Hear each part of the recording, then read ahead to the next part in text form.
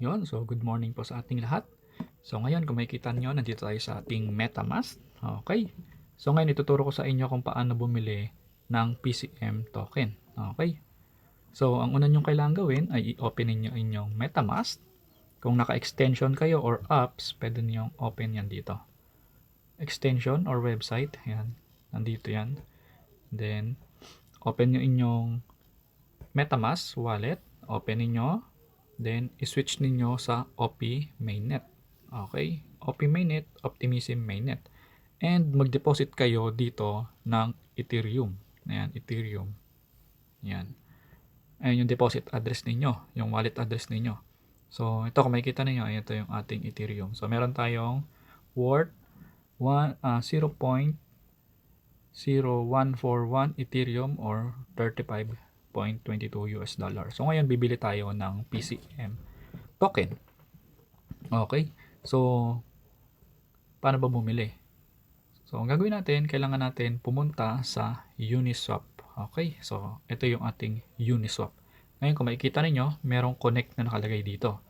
So, ang gagawin nyo lang, i-connect lang ninyo ang inyong MetaMask ninyo dito sa Uniswap. Ayan. So, connect nyo to, MetaMask, piliin ninyo. Ayan. Then, meron siyang sign in or approval. Next, confirm. Then, sa Uniswap. Then, boom, ayun na. So, ganun lang kadali mag-connect. So, ayan, nandito na yung ating wallet address. So, ibig sabihin, nakalagin na siya. Same dapat yan, yung wallet address natin doon sa MetaMask. Okay, so makikita nyo, magre-reflect yan dyan. Then, magre-reflect din dito yung token balance ninyo. Okay, so next na gagawin, search ninyo dito yung token. Ayan, so Ethereum.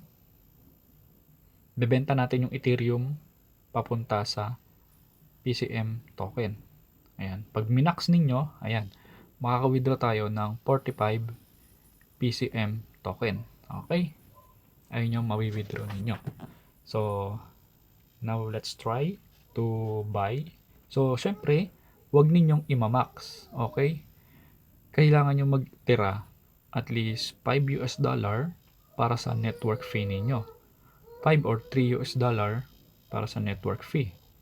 Kasi merong network fee yan kapag bumili kayo ng PCM token. So, gawin na lang nating 40.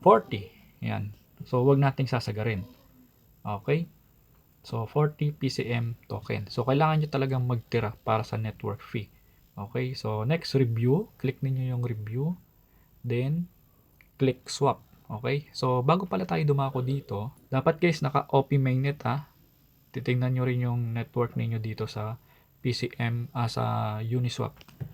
Okay, so bago tayo bumili ng Ethereum, titingnan nyo muna yung network ninyo.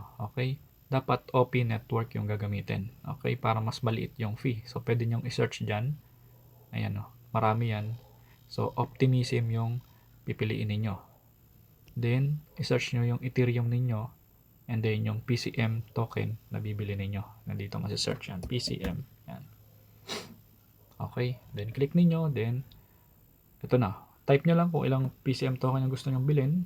40. Yan. Worth 29.2 US dollar. Then, review.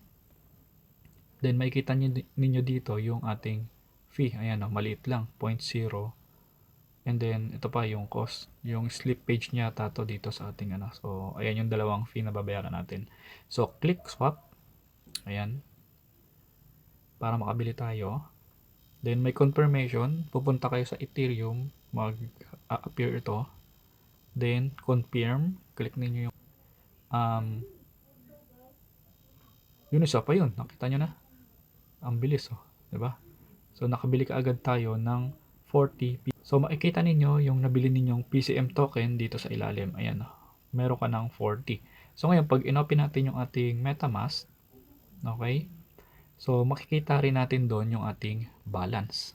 Ayan. Okay. So, ayan, meron na tayong 40 PCM at meron tayong 5.79 US dollar na tinira worth of Ethereum para sa ating gas fee dito sa ating transaction kapag bibili tayo ulit or magbibenta. So, wag niyo siyang uubusin.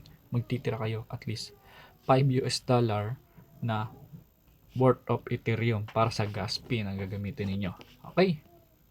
So, ganun lang magbili ng PCM token. So, napakadali at napakasimple. Sana meron kayong natutunan and God bless you all.